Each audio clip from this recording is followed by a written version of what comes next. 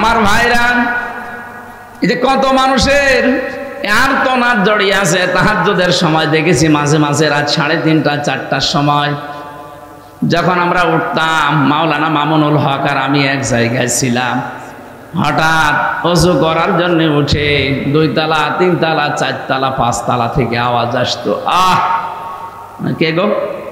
ওই যে বিডিআর, আজ 14 বছর পড়ে আছে বিডিআর, কিচ্ছু জানে না। ও মাঝে মাঝে এসে বলতো, হামজা ভাই মাত্র আর 1 মাস পরে আমি রিটায়ার্ড হয়েছিলাম, অথচ এই জালেমরা একটা দুর্বিসন্ধি করে আমাদের এই প্রশাসনের বিভাগটা নষ্ট করি। আমি আজ 14 বছর পড়ে আছি বিনা কারণে। এ বয়সে আমার স্ত্রীর কাছে, আমার ছেলে মেয়ের কাছে, নাতির কাছে থাকার কথা, অথচ একজন মুরব্বী মানুষ, পঞ্চগড়ে বাড়ি লোকটার, 14 বছর পড়ে আছে। মাঝে মাঝে রাতের বেলা দেখতাম এভাবে আহ শব্দ দিত। আমার মনে হয় ওর এই আর্তনাদ, এর এই দীর্ঘশ্বাস আরো সে চলে গেছে। হে নবী, আপনার আগে পেছনে যা আছে সব আমি আল্লাহ মাফ করে দেব না দিয়েছি।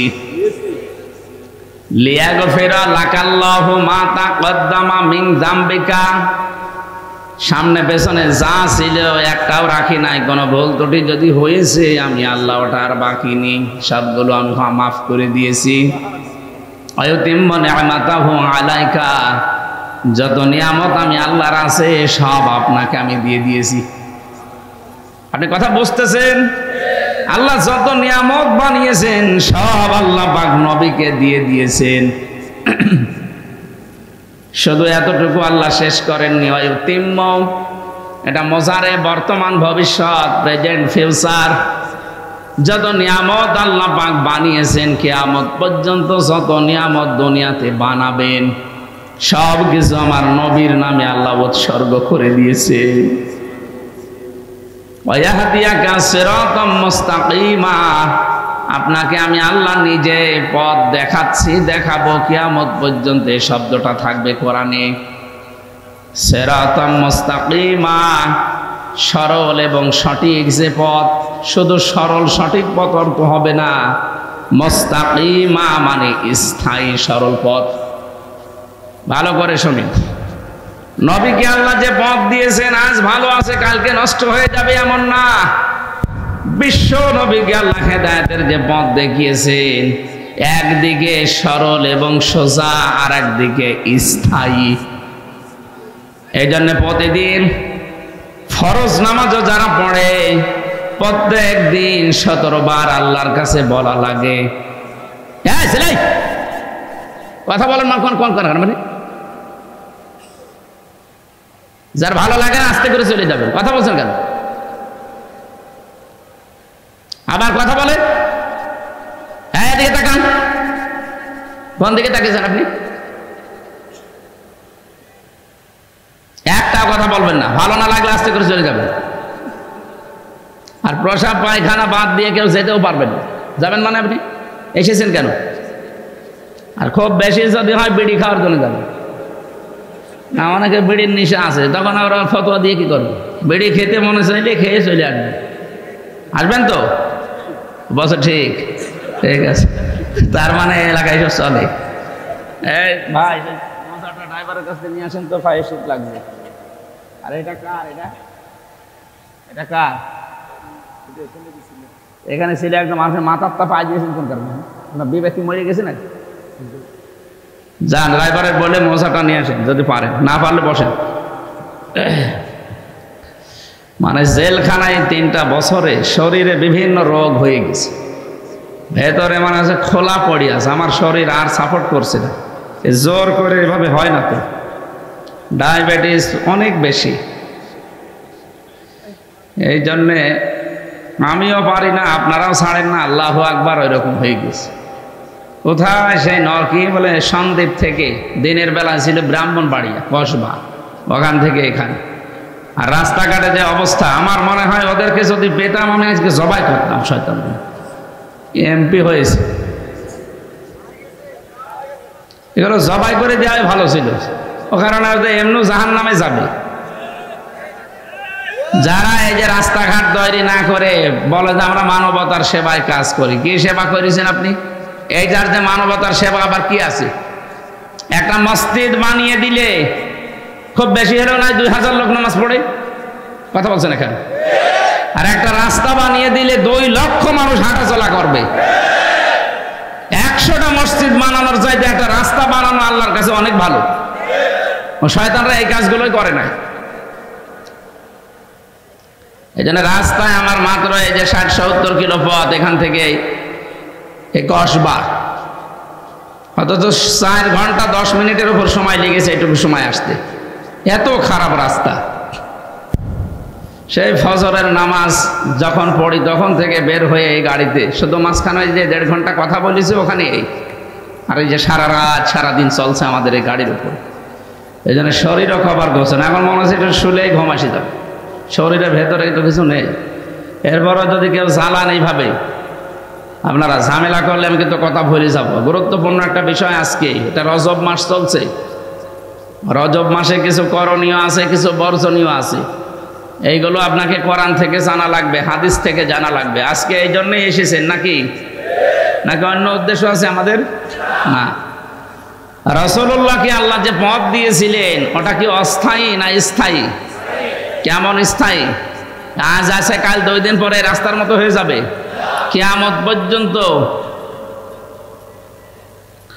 রব্বুল আলামিন বলেন 17 বার কমপক্ষে মানুষ আমার কাছে এই কথা বলে, ইহদিনাস সিরাতাল মুস্তাকিম, হে আল্লাহ তুমি আমাকে সরল সঠিক স্থায়ী পথ দেখাও। মুস্তাকিম মানে যেটা দাঁড়িয়ে থাকে। ইস্তেকামাত ময়দা করা মানে কি? যে কোরআনে কারিমে অন্যান্য আয়াতগুলোতে আমরা দেখেছি, বিশেষ করে সূরা আহকাফের 14 নম্বর আয়াত, ওদিকে সূরা হামিম সাজদার 30 নম্বর আয়াত। এখানে দেখবেন ইন্নাল্লাযীনা ক্বালু রাব্বুনাল্লাহু সুম্মাস্তাকামু,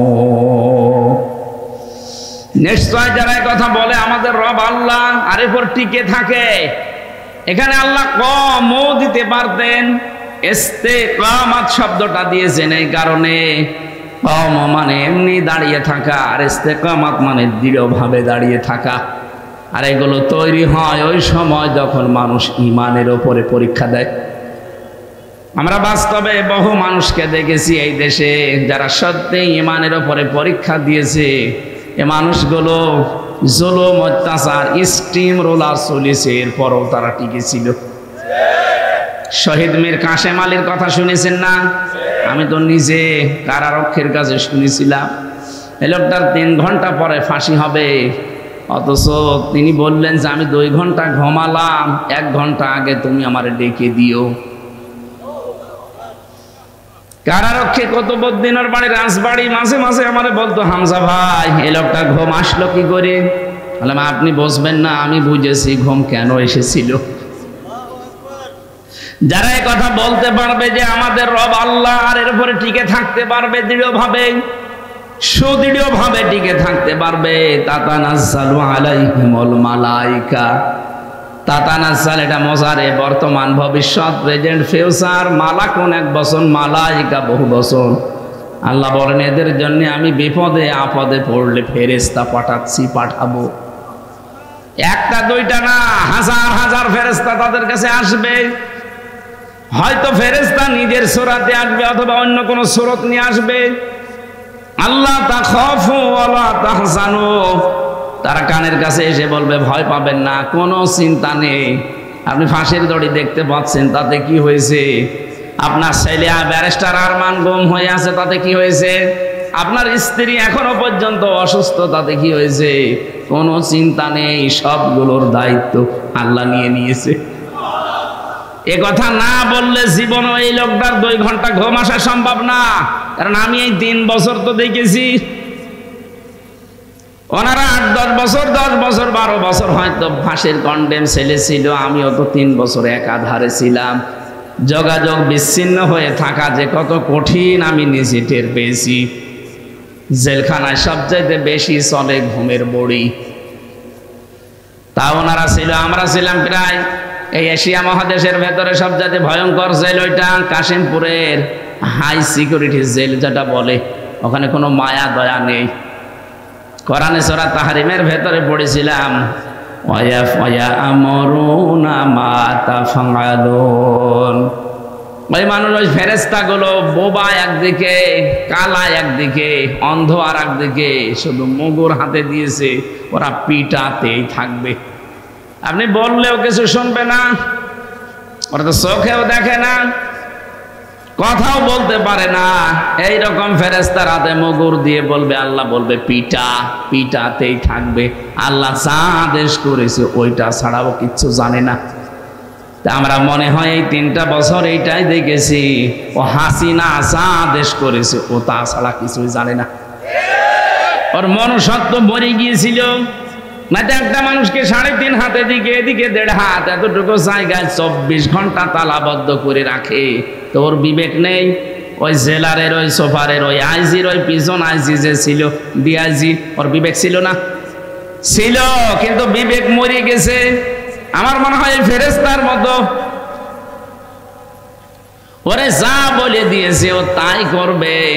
আমি আলেম হই আর আমি জালেম হই, ওর কাছে কিছুই না।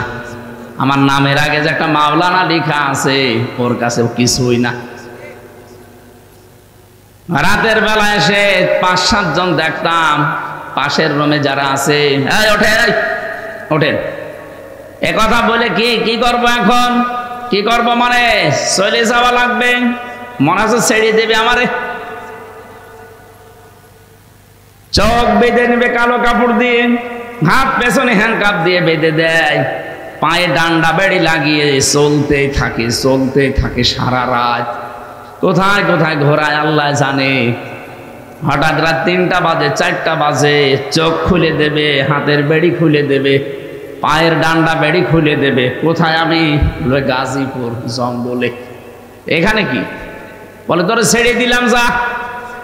যে আপনি দৌড় দেবেন, পেছন থেকে গুলি করে বলবে সকালে যে ক্রস ফায়ারে মরে গেছে। আপনারা শোনেননি ক্রস ফায়ারের নাটক? এইভাবে চলতো। আমি তো নিজে মাটির নিচে থেকে দেখেছি, এরা রাতের বেলায় এসে এভাবে নিয়ে চলে যেত হঠাৎ ও ধাও।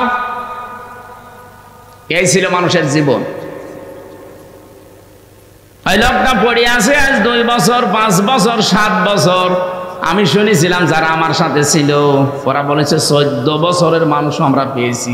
কেউ জানে না দুনিয়ায় যে লোকটা বেঁচে আছে কিনা। এত বড় বড় নখ হয়েছে তো মানুষের। চুল দাড়ি গপ দেখলে আপনি ভয় পেয়ে যাবেন প্রথমে, ওরে বাবা কি মানুষ না জঙ্গল থেকে বেরিয়ে আসতেছে।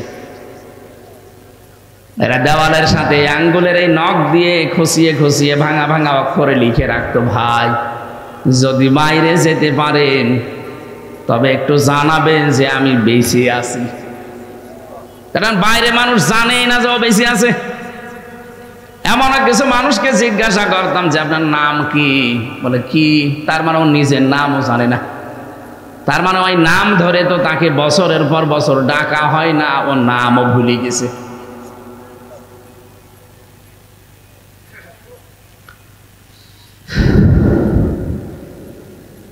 কত মানুষের যে এই শব্দটা ওর ক্ষমতার সাথে লেগে আছে, আপনি জানেন?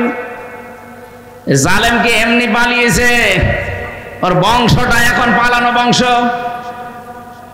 আপনি দেখেছেন ওনার বোনের মেয়ে টিউলিপ সিদ্দিকী পদত্যাগ করেছে মন্ত্রিত্ব থেকে। ওনার মেয়ে যেটা পুতুল, ওইটাও এখন অবস্থা নড়বড়ে। কত মানুষকে নাকি অবৈধভাবে নিয়োগ দিয়ে সেখান থেকে টাকা পয়সা খেয়েছে, বলেন সুবহানাল্লাহ। সব ওরা ত্যাগী বংশ, দেশ ত্যাগ করেছে 2 বোন মিলে। ছেলের বউ ছেলেকে ছেড়ে ত্যাগ করে চলে গেছে, মেয়ের জামাই মেয়েকে ত্যাগ করে চলে গেছে। এই যে এটাও তো পদত্যাগ করা লাগলো বোনের মেয়েকে। নিজের মেয়েকেও যদি কয়েকদিন পরে পদত্যাগ করা লাগবে, যা করেছে এখন যা আসতেছে এটাও লাগবে। কারণ ওটা তো ওরা আমাদের মতো দুর্নীতিগ্রস্ত না, ওরা একেবারে চোল পরিমাণ কিছু পেলে তার খবর করে ফেলে। আর আপনি বিশ্ব স্বাস্থ্য সংস্থার দায়িত্ব নিয়ে বিভিন্ন জায়গা থেকে মাল কামিয়েছেন, আগে কি সুন্দর মাল কামায়। এই করেছেন যারা, তাদের কিন্তু সমস্যা সামনে আসতেছে। আমার ভাইরা, এই যে কত মানুষের আর্তনাদ জড়িয়ে আছে। তাহাজ্জুদের সময় দেখেছি মাঝে মাঝে রাত 3:30 4টার সময় যখন আমরা উঠতাম, মাওলানা মামুনুল হক আর আমি এক জায়গায় ছিলাম, হঠাৎ ওযু করার জন্য উঠে 2 তলা 3 তলা 4 তলা 5 তলা থেকে আওয়াজ আসতো, আহ কে গো? ওই যে বিডিআর, আজ 14 বছর পড়ে আছে বিডিআর, কিচ্ছু জানে না। ও মাঝে মাঝে এসে বলতো, হামজা ভাই মাত্র আর 1 মাস পরে আমি রিটায়ার্ড হয়েছিলাম, অথচ এই জালেমরা একটা দুর্বিসন্ধি করে আমাদের এই প্রশাসনের বিভাগটা নষ্ট করি। আমি আজ 14 বছর পড়ে আছি বিনা কারণে। এ বয়সে আমার স্ত্রীর কাছে, আমার ছেলে মেয়ের কাছে, নাতির কাছে থাকার কথা, অথচ একজন মুরব্বী মানুষ, পঞ্চগড়ে বাড়ি লোকটার, 14 বছর পড়ে আছে। মাঝে মাঝে রাতের বেলা দেখতাম এভাবে আহ শব্দ দিত। আমার মনে হয় ওর এই আর্তনাদ, এর এই দীর্ঘশ্বাস আরো সে চলে গেছে। নবীজি যে জানিয়েছেন, ইত্তাকি দাওয়াতাল মাজলুম ফাইন্নাহা লাইসা বাইনাহু ওয়া বাইনাল্লাহি হিজাব, রাহু মুসলিম। তোমরা বেঁচে থাকো মাজলুমের বরদোয়া থেকে, কারণ মাজলুমের বরদোয়ার আল্লাহর ভেতরে কোনো হিজাব থাকে না, পর্দা থাকে না। এরকম হাজার লক্ষ মানুষ যারা মাজলুম, তাদের বরদোয়া, তাদের দীর্ঘশ্বাস এদের এই ক্ষমতার সাথে লিখেছিল। এখন এই যে আমেরিকার অবস্থা দেখতে পাচ্ছেন না, কি দাবানল জ্বলতেছে গাজায়। ওই মানুষগুলো সমর্থন দিয়ে, ইহুদিদের দিয়ে ছোট ছোট বাচ্চাদেরকে ঘরের ভেতরে রেখে তালা লাগিয়ে আগুন লাগিয়ে দিয়েছে। ওই বাচ্চারা, আমি ভিডিও দেখেছি, আহ করে চিৎকার দিচ্ছে। কিছু কিছু মানুষ যারা বলছে, রব্বানা আখিরিনা মিন হাদিহিল ক্বরিয়াতি যালিমি আহলুহা, হে আল্লাহ, জালেম সম্প্রদায় থেকে, এই জনপদ থেকে তুমি আমাদেরকে বের করে নাও। ওয়াজআল লানা মিন লাদুনকা ওয়ালিয়্যা ওয়াজআল লানা মিন লাদুনকা নাসীরা, অথবা তোমার পক্ষ থেকে একটা সাহায্যকারী আমাদের জন্য পাঠাও। রব্বুল আলামিন যেন ওই ছোট ছোট বাচ্চা নিষ্পাপ যারা এখনো গোনা লেখা শুরু হয়নি, এই গাজার এই ছোট ছোট মুসলমান ছেলে মেয়েদের আর্তনাদ আরো সে পৌঁছানোর কারণে এখন শাস্তি দিচ্ছে। যারা নীরব ছিল বিশ্বে, এই মডেলগুলো, আমেরিকা 70,000 মেশিন লাগিয়েছে আগুন লিভানোর, 70,000। আপনি চিন্তা করতে পারেন, এই বাংলাদেশের মতো 59টা দেশ জোড়া দিলে যত বড় হয়, এক আমেরিকা একা অত বড়, এত বড় বিশাল দেশের যেই লস অ্যাঞ্জেলস না কি পুড়ে যাচ্ছে না, আমি দেখেছি এই ভিডিওগুলো, কান্না, এমনি কান্না চলে আসছে। মানুষকে আল্লাহ যা দিচ্ছে দিচ্ছে, এর জন্য হাজারো পশু পাখি পর্যন্ত কষ্ট পাচ্ছে। হরিণ পুড়িয়ে দেখলাম, পুড়ে একেবারে পোড়া ভত্তা হয়ে পড়ে আছে। ওদের একদিকে বরফ জমে যাচ্ছে ঠান্ডায়, আর একদিকে দাবানল জ্বলতেছে। 70,000 মেশিন দিয়ে শেষ পর্যন্ত আজকে জানিয়েছে যে আমাদের আয়ত্তের বাইরে, কারণ সেখানে পানি দেওয়া হয় ওই জায়গায় আগুন আরো বেশি জ্বলে। আরে ভাই, আপনি আল্লাহর সাথে পাল্লা দিয়ে পারবেন?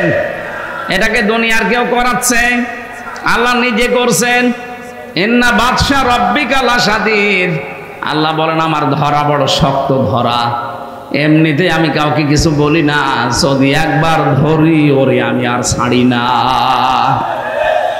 আল্লাহ নিজে ধরেছেন। এখন আপনি 70,000 কেন 70 লাখও যদি পানি আগুন লিভানোর মেশিন দিয়ে চেষ্টা চালান, জীবনও লিভাতে পারবেন না। যত দেবেন আরো তীব্রতা বাড়বে। কথা বলেন না কেন?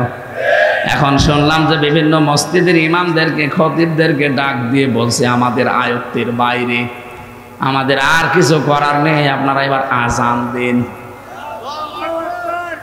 এবার আজান দেন।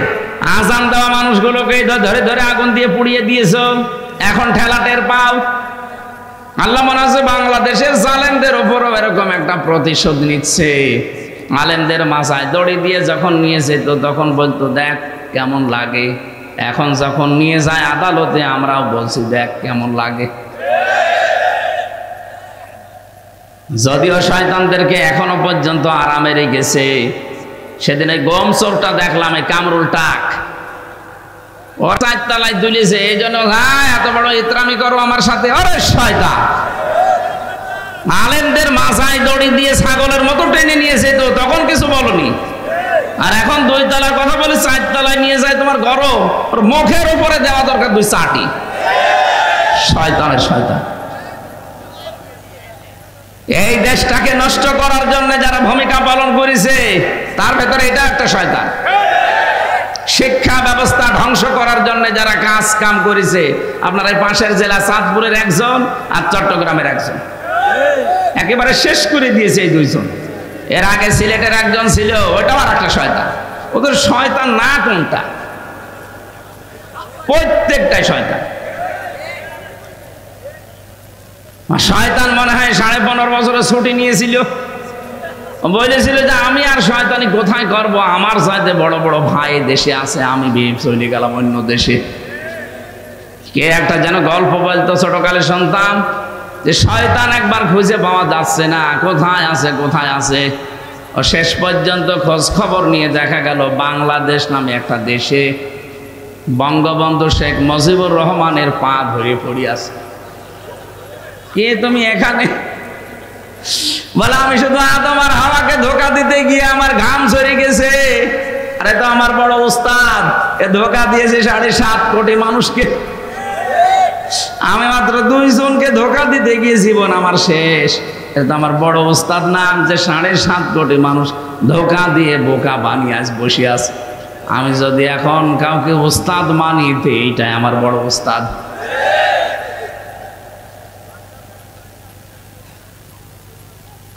আল্লাহর সাথে পাল্লা দিয়ে পারা যাবে না, এজন্য আমাদেরকে নত স্বীকার করা লাগবে। বিশ্ব নবীকে আল্লাহ যে পথ দিয়েছিলেন, এটা অস্থায়ী পথ না, ওটা স্থায়ী পথ।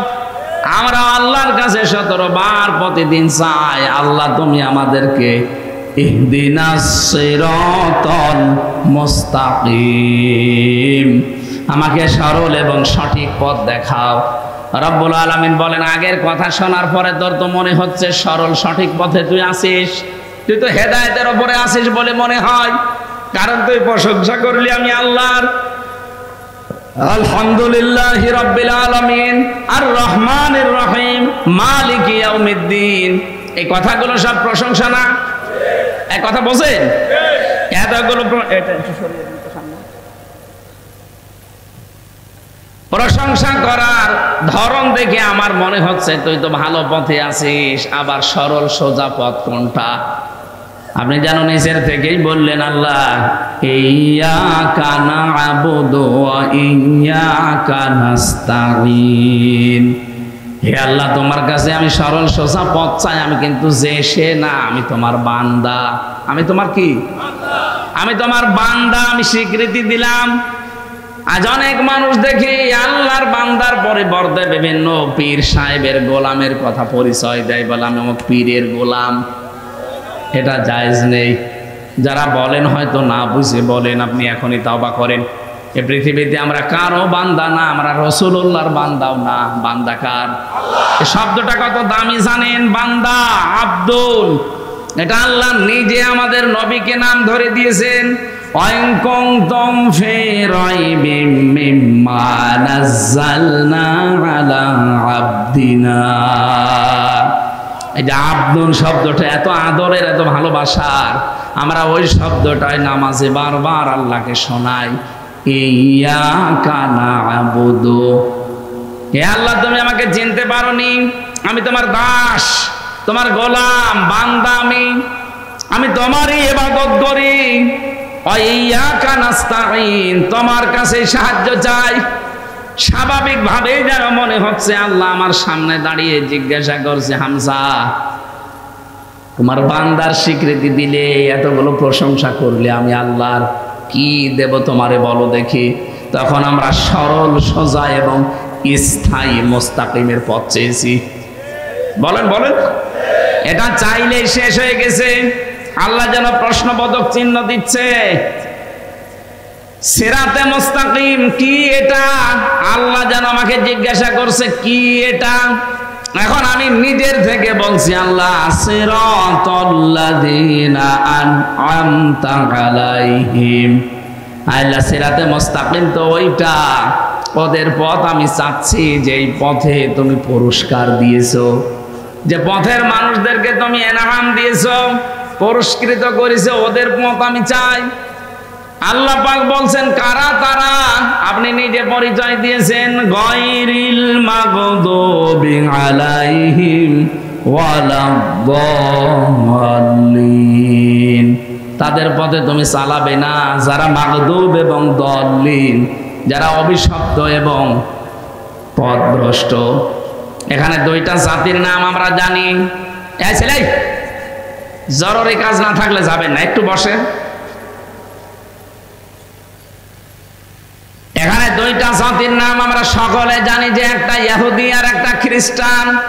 আপনি তামাম দুনিয়ায় এখন 257টা রাষ্ট্র আছে, মানবতার শত্রু, ইসলামের শত্রু হিসাবে আপনি দুইটা জাতিকে দেখবেন বেশি ভূমিকা পালন করছে। আপনি গাজার দিকে তাকিয়ে দেখবেন, এখানে ধ্বংস করার পেছনে দায়ী হচ্ছে ইহুদিরা, আর ওদেরকে সাহায্য করেছে খ্রিস্টানরা। কথা বলেন না কেন? আর বাকি মুসলিম বিশ্বে, বিশেষ করে আমাদের প্রতিবেশী, এখানে মুসলমান নিধনের পেছনে ভূমিকা পালন করেছে মুশরিকরা, আর এদেরকে সাহায্য করেছে উগ্রপন্থী কিছু হিন্দুরা। গুজরাটে মুসলমান হত্যা, কাশ্মীরে মুসলমান হত্যা, সর্বোপরি আল্লাহর ঘর ওরা ভেঙে দিয়েছে। এখনো পর্যন্ত আল্লাহর ঘর ওরা ভাঙতেছে, গতকালকে একটা ভেঙেছে।